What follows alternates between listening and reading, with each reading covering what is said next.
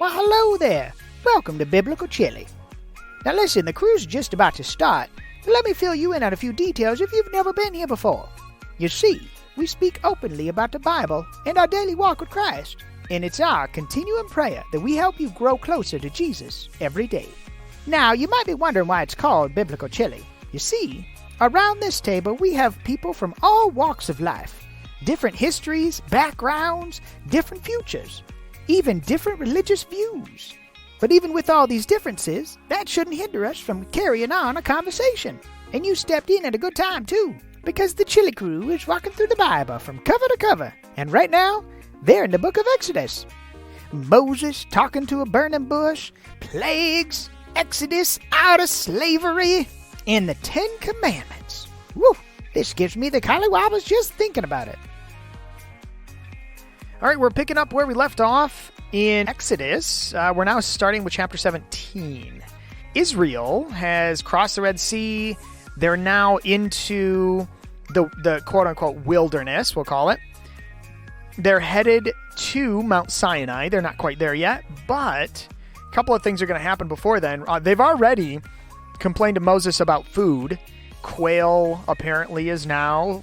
It's on the menu. Right, quail is on the menu. The manna, which, do you remember what manna means? Manna means, what is this? What? That's what it means. It means, what is this? Because when they picked it up, they said, what is this? So they just kept calling it, what is this, apparently. That's hilarious. Yeah, I know, right? Like, what are you having this morning? What is this? They're given the manna, by the way, 6 days a week, or the second to last day of the week. They have to actually get 2 portions, because the 7th day of the week is the Sabbath rest. And so God tells them, okay, listen, I'm not going to give you any food on that 7th day. This is Exodus chapter 17. Then all the congregation of the children of Israel set out on their journey from the wilderness of Sin, according to the commandment of the Lord, and camped in Rephidim. But there was no water for the people to drink. Therefore the people contended with Moses and said, "Give us water, that we may drink." So Moses said to them, "Why do you contend with me? Why do you tempt the Lord?" And the people thirsted there for water. And the people complained against Moses and said, "Why is it you have brought us out from Egypt to kill us and our children and our livestock with thirst?" So Moses cried out to the Lord, saying, "What shall I do with these people? They are almost ready to stone me." And the Lord said to Moses, "Go on before the people, and take with you some of the elders of Israel, and take in your hand your rod with which you struck the river, and go. Behold, I will stand before you there on the rock in Horeb, and you shall strike the rock, and water will come out of it, that the people may drink." And Moses did so in the sight of the elders of Israel. So he called the name of the place Massa. Am I saying that right? Massa? M-A-S-S-A-H? Yeah, I think so. Massa and Meribah. Because the congregation of the children of Israel, and because they tempted the Lord, saying, "Is the Lord among us or not?" Now this is something strange that I didn't pick up before, because it actually said, "I will stand before you there on the rock in Horeb." So is this like another Christophany where like Christ was like standing on the rock before he struck the rock and water came out? I mean, am I reading that right? This is what it sounds like. He said, "I will stand before you on the rock." This is kind of a crazy story. Like, okay, go and hit this rock and water will come out, right? Why did he say that water? Why did he bring them somewhere where there was no water? He's obviously trying to prove a point. He's showing them things. He's teaching them things. That's why they're in the wilderness in the first place. Paul later in Corinthians says, "For I do not want you to be unaware." What verse is this? Oh, just right at the beginning. Okay, so first one. Okay. Yeah. chapter 10, verse 1. For I do not want you to be unaware, brethren, that our fathers were all under the cloud, and all passed through the sea, and all were baptized into Moses in the cloud and in the sea.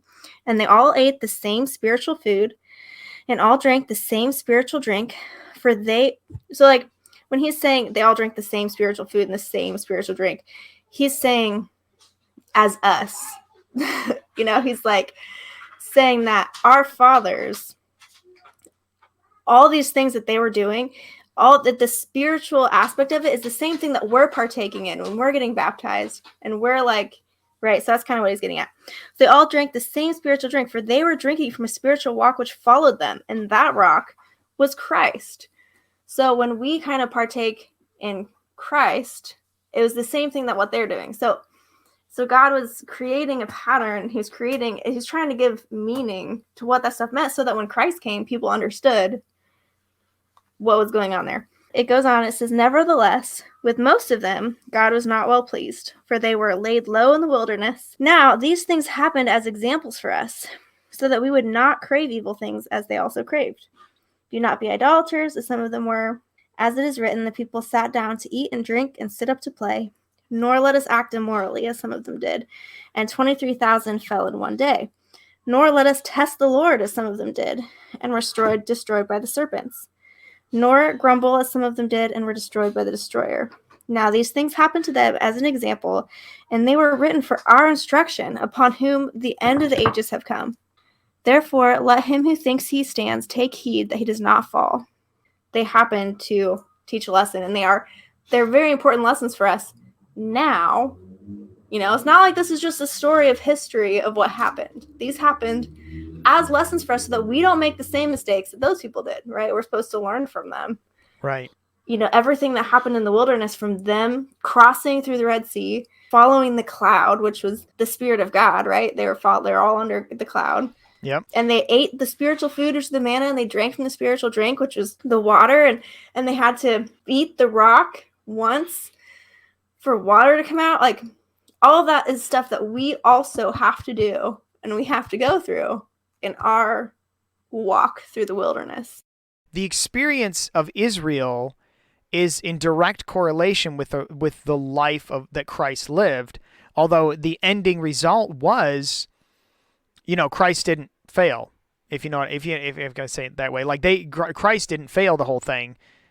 Christ actually fulfilled the whole thing. So I love this, because when it comes to this rock, and when it comes to water, and when it comes to bread, and when it comes to the water, not the water that they drank, but the water that they went through, that's like baptism, and the water is, sustains life. And I love these type of comparisons, because it's something that I hope as Christians we keep these type of things in the forefront of our mind when we're looking at Christ's life. This is something that we actually did not talk about much, and I wish we would have. When it came to the pillar of fire by night and the pillar of, the cloud by day, those two items, like the pillar of fire and the cloud by day, those two items had a purpose. The fire was to keep the entire nation warm because they were in the desert. And the cloud by day was to keep them cool, because that desert, I don't know the way it was back then, 2,600 years ago, but I know now that desert gets well over 130 degrees, and it is like bone dry. So, just breathing, you just lose moisture. You can get scorched pretty quick, and they did not have sunblock. So I'm pointing this out because I don't think we really emphasized the pillar and the cloud was not just another miracle. Oh, wow, yeah, this thing followed them around or led them through. No, we're not talking about a pillar following, a physical pillar up and down that they just kind of like looked at night. No, we're talking about a pillar that physically kept them warm. We're talking about a cloud that physically kept them cool during the day. God was caring for them in both of their needs when it came to that, something as simple as that. Just like how everyone has to pass through the water, right? And only what's good and what's protected is going to come out, and all the bad stuff should be destroyed. You're going to pass through the wilderness, and all of those who weren't up to the task, they perished, right? They couldn't make it. Like, even with Daniel in the lion's den, like, he went into the lion's den and he wasn't injured. Shadrach, Meshach, and Abednego. Shadrach, Meshach, and Abednego? Yeah. We have a running joke around here. We just say their names like really weird.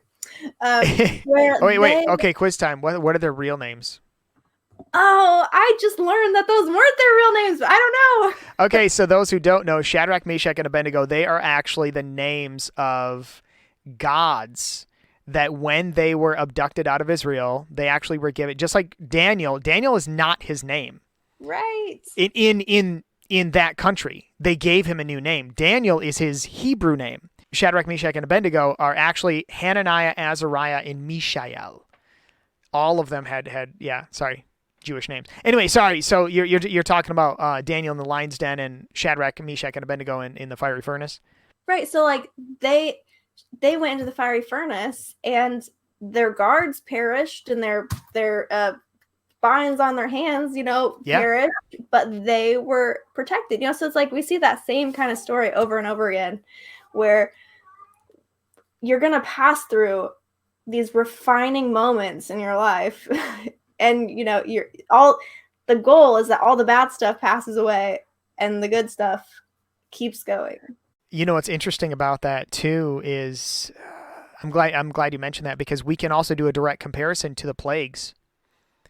There were only a few plagues that we learned about there. I think it was like the first 2 or 3 that actually affected Israel, but all the rest of them, Goshen was not touched by those plagues. And if you do a short study, my church is actually going to be doing a study about prophecy. So one of the things they're going to be studying is the plagues in the end of days. It's very interesting when you read about the plagues at the end of days, it's the same thing. Those who have the mark of the beast are affected by all the plagues. Those who have the mark of God are not affected by the plagues. So like God was 100% protecting them through the whole ordeal, through the whole thing. Right. Okay. This is I love this. So like there's this quote and it says, once a believer asked the angel of the gate, is it true that hell is the road through which both believers and unbelievers pass? For on my way here, I saw neither smoke nor fire. The road you passed was hell indeed, the angel smiled. But since you have overcome, to you it appears as a garden.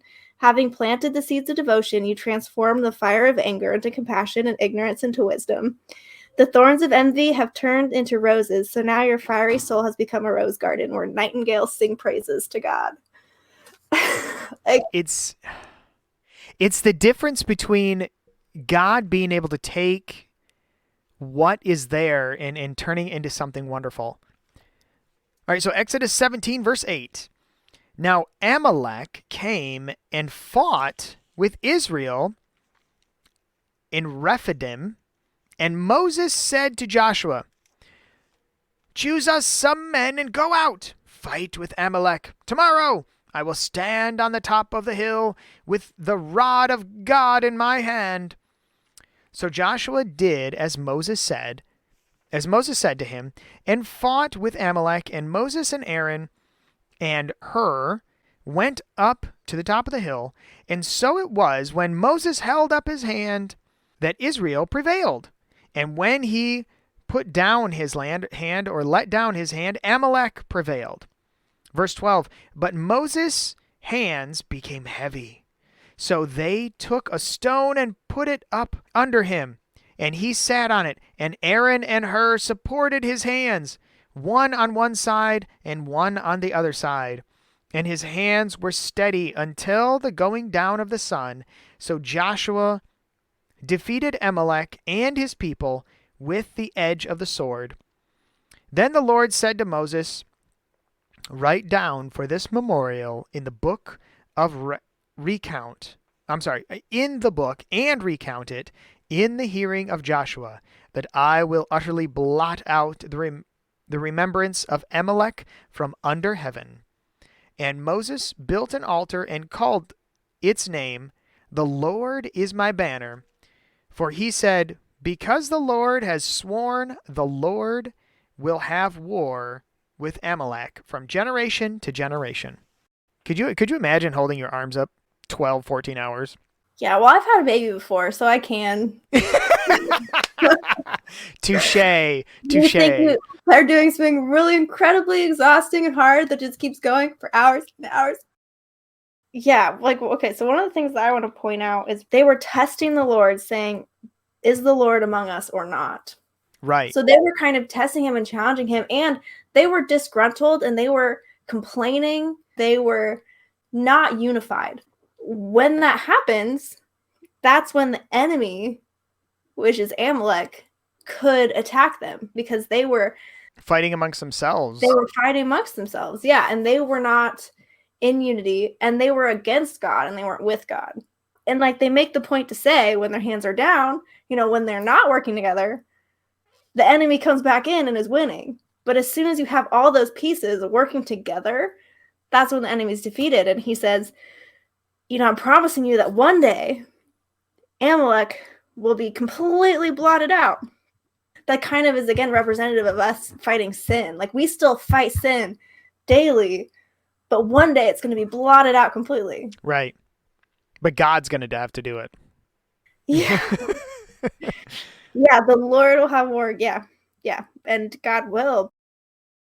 It's just interesting, though, that God sent Israel through the Red Sea for many reasons, but one of the reasons it said a couple of chapters ago when he went through the Red Sea was, I did not want Israel to go to the war with the Philistines, because leaving Egypt, many of them would have returned because they were not ready to see war.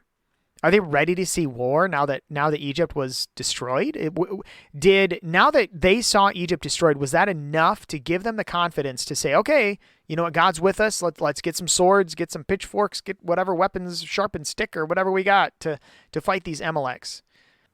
Were the Philistines the armies that went after them? No, the Philistines were in the north. So yeah, this was in chapter 14, I believe.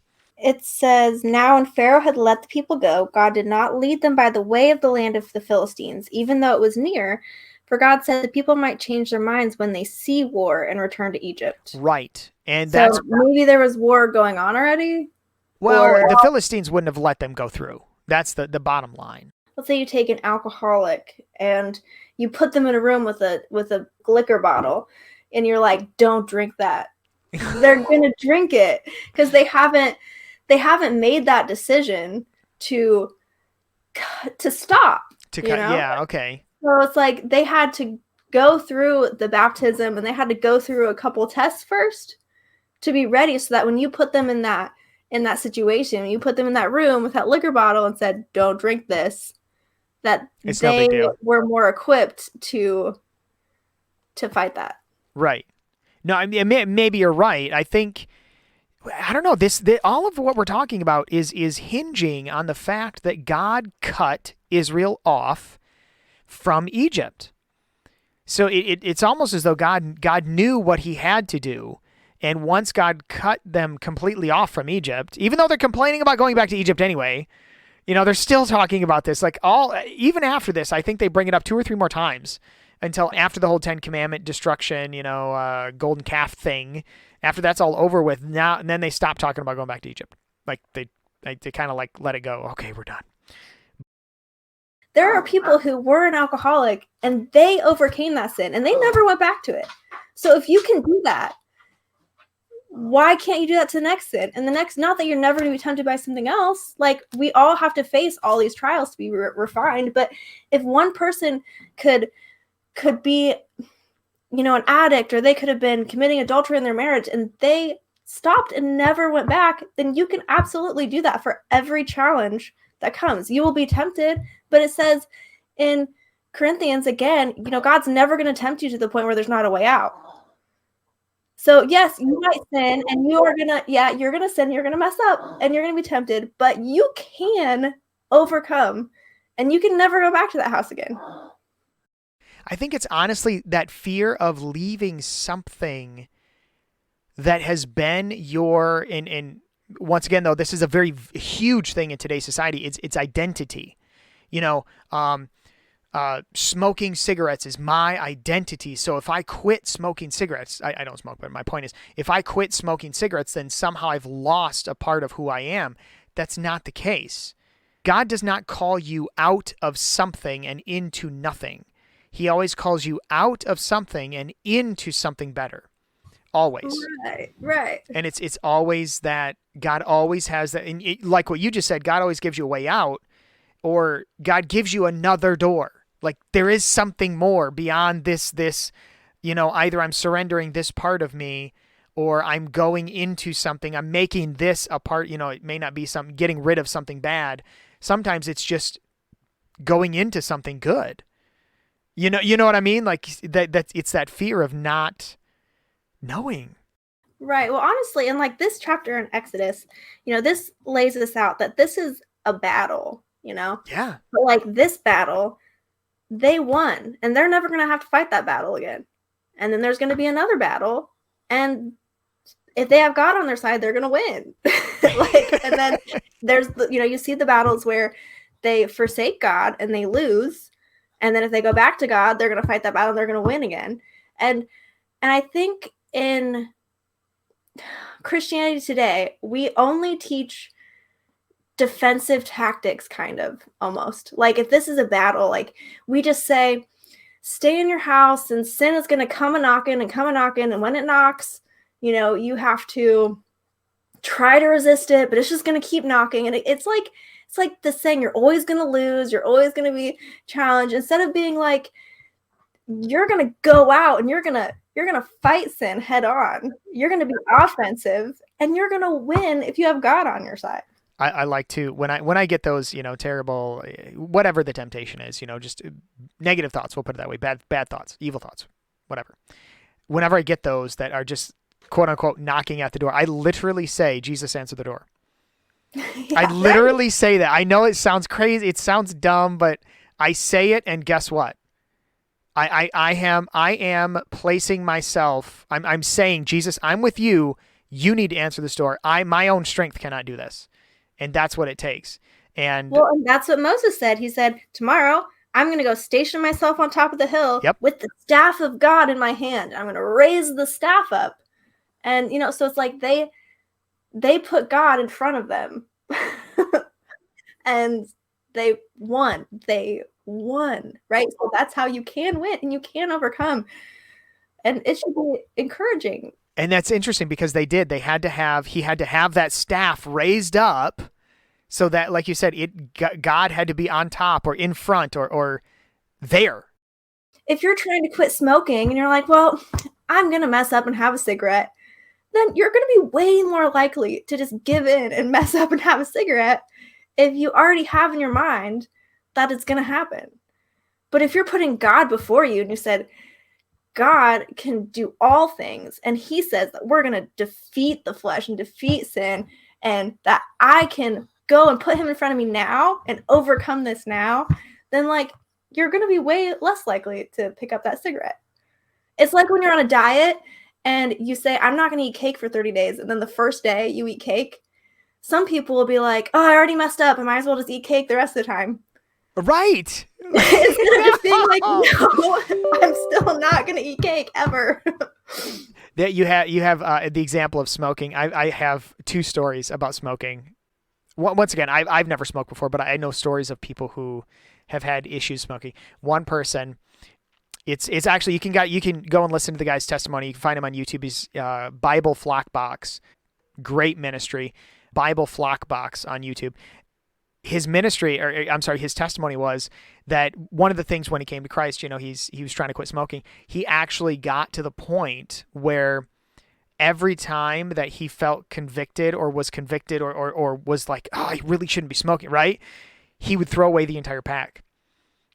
He said it only took him maybe 5 or 6 packs, because they're like some of those smokes are like $8 or $9, and he's like, after I wasted $100 in smokes, he's like, it dawned on me like in his own heart and his own mind, he's like, this is dumb. And he got the victory. And it was like, boom.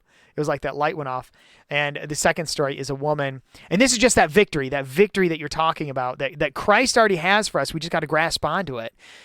She was told by her pastor, her pastor said, well, you know what? How about every time you smoke a cigarette, you thank God for the victory? And this isn't like a name it or claim it type of thing. It was just in her own heart. Every time she smoked a cigarette and she knew she shouldn't, she would say it. So she even got to the point where she couldn't finish a cigarette. And then she got to the point where, she couldn't even, like, she would light it and take one hit and then she would say the same phrase every time. She would say the same phrase.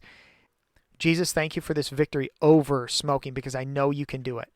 It just, like I said, it got to the point where she would finish most of the cigarette and then only half of a cigarette. And then she would barely light up and barely take a hit and be like, Jesus, thank you for the victory. The moment she would do it, and then and eventually it was that victory that came in because she trusted the Lord. And that addiction and those stories over addiction are just powerful to me, because human beings are, without going on a huge rabbit trail with this, human beings, we're designed to be addicted. But the thing is God wanted us addicted to the right things. He wanted us addicted to him. He wanted us addicted to people and to love and these type of things. But instead, we have taken these other things, social media, substances, people in a negative way. So it could be, like adulterous relationships, whatever. And we've filled up this addictive nature that God's given us, because God wants us to experience goodness in our life, but we're filling the goodness with badness, and we think it's goodness, and it becomes addictive. And the power that God has after we have submitted to him and taken those steps of repentance and taking that first step out, he gives us that next step. And that next step, and that next step. But the fact still remains is we still have to walk forward, whether we see that next step or not, Right. Well, yeah, and my sister, I know she would be happy with me sharing this, because when this happened to her, she wrote it down and wanted to read it to everyone she knew. She was addicted to smoking for years and years and years. She always tried to quit. She always tried to do everything. And then it's like she had this conversation with God where she was like, why can't I quit? Why can I not do this? I know it's not pleasing to you. I don't want to. And then she looked at her list kind of why she wanted to quit. She was like, well, she realized she hated the smell of it. She didn't like spending the money on it. And the fact that it was not super pleasing to God was kind of actually lower on the list, right? She was like, all these things that I hate about it and I want to quit, and I'm trying to quit because it's stinky and I'm self-conscious and I have to brush my teeth all the time and I have to spend all this money on it and I have to go outside in the middle of eating at a restaurant because I can't get through the whole time of being with friends, and then she realized, oh, and God doesn't like it. But she was like, oh my goodness, that's what God showed her, was that the fact that it was displeasing to him should be number one on the list. And as soon as she realized that, she said, oh my goodness, that's all that should matter. Take this away from me. And this was all basically a conversation she had in the car. And then she's never smoked since then. It was an instantaneous, she did not have that anymore. Oh, praise God. That is just, yeah. So it's God needs to be first. And then free from all this stuff. And then you can overcome. You can do all things through Christ who strengthens me. Not just some things, right. Or, yeah. So we're going out into battle and you will win. You will win over and over again when you put God first. There are two different, I've been told there are two different faith systems. There are do's and done's. And basically every other faith system is I have to do something. But God's faith system is my son's already done it. He's already done it. You just got to take it. It's there. The victory is there. No, that's an awesome story. Right.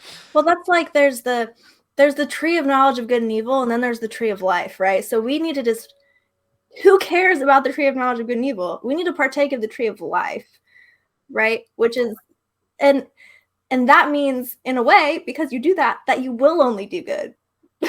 But you don't need the lists and the, all the things, because you are going to then be partaking of the tree of life. So you will be, so much closer to God, and you'll be, doing the things and all the things, but not because you're like, oh, this is good and this is bad and this is right and this is wrong. You're freed from that and that stress. Like, instead, you're partaking of the tree of life. It's that question of like with your sister, that love. Well, shouldn't God have been the first thing on that list? Like, if I truly loved him, if I truly wanted that engagement with him, wouldn't I have put him up there at first? Wait a minute. Yeah. Oh, that's good. That's good. Man, I need to invite you over to preach to my church, man. Yay. Honestly, I feel like this is a message that like God is just like put into our lives so much. And I hear it all the time. Like, every time anyone says anything about sin or how we live, like, oh, but it's so defeatist and it's so negative. And I'm like, you're preaching the good news. The good news. Right? Good news. What you're saying right now is not good news. You're saying bad news. You're saying that you're going to be that dog returning to their vomit over and over again. That's not us anymore. Right. You're supposed to be freed from that. Like, so like, I don't know. Why don't we talk about this more? I feel like we just did. We did. Cool. Okay, good. All right, well, can you end us in a word of prayer? Yeah. Abba, Father, thank you so much for this opportunity where we can just go through your word and we can have these discussions and be able to be a positive light and just try to show your love and your intentions to all the people listening. I just pray that you continue to guide us as we go through Exodus and hopefully the entire rest of the Bible. We just praise you. You are so wonderful. You are so good. We love you so much. Amen. Well, this has been Justin. This is Susanna. Just the two of us today. So, what was that? What was that going to be our closing? Man, I keep forgetting. No, you guys had a couple of good ones last time. Now listen, just because this is the end of the episode doesn't mean it's the end of the conversation. You can find Biblical Chili on almost any social media outlet. And if you're not a big fan of YouTube, just search for Biblical Chili anywhere and I'm sure you'll be able to find us. Or just go to biblicalchili.com. We also want to make sure we give a shout out to one of our co-hosts, Joe, who's a host on BuddyWalkWithJesus.com. Now until we meet again, remember, be part of the conversation. Goodbye. Oh, here's one. May your joy be made full. Thanks for joining us today, guys, and may your joy be made full. You think they're still listening? I doubt it. There can't be that many people that listened all the way to the end of the track. Most of them probably skip it. But in case you did, congratulations. You're one of the few. We love you.